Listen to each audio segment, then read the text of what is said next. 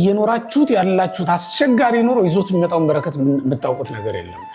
እግዚአብሔር ብቻ ነው ጫፉን የሚያውቀው። ያ ያዕቆብ ያየው መሰላል ጫፉ ላይ እግዚአብሔር ነበረበት ይላል።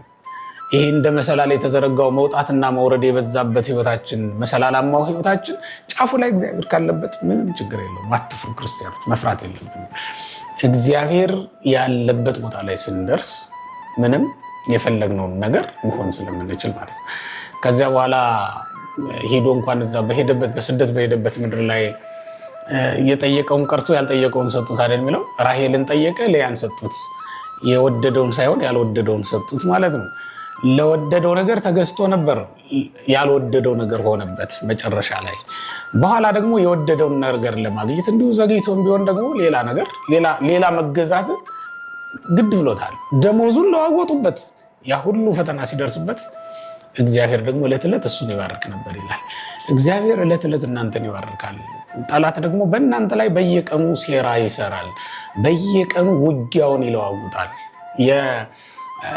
የያዕቆብን ንግግር ስንሰማ ከሚስቶቹ ጋር ሲነጋገር ምንድን ያለው? አባታችሁ በየቀኑ 10 ጊዜ ደሞዜን ቀያየረብኝ ይላል። ተመልከት፣ 10 ጊዜ ጠላት በእናንተ ላይ ጦሩን ሊቀይር ይችላል። አንድ ቀን ጠላት ያስነሳባችኋል፣ አንድ ቀን ያጠፋባችኋል፣ አንድ ቀን እንደው በቃ ያላሰባችሁት መከራ መጥቶባችሁ ልታዝኑ ያደርጋችኋል። አንድ ቀን ልጅ ይታመማል፣ አንድ ቀን ሚስት ትታመማለች፣ አንድ ቀን ባል ይታመማል።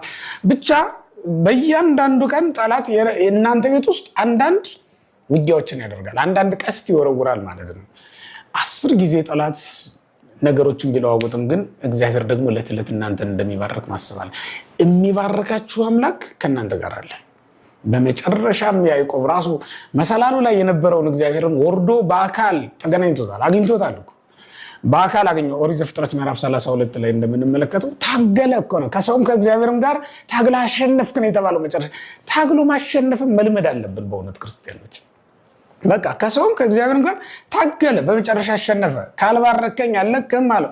ባረከው፣ ዘርህን አበዛዋለሁ የሚለውን የአባቶቹም ቡራኬ እንደገና ደገመለትና እግዚአብሔር ሸኘው ማለት ነው ወደሚሄድበት ሀገር ላይ። የተወደዳችሁ እግዚአብሔር ቤተሰቦች፣ ታግለን ስናሸንፍ የምናገኘው በረከት ቀላል እንዳይመስል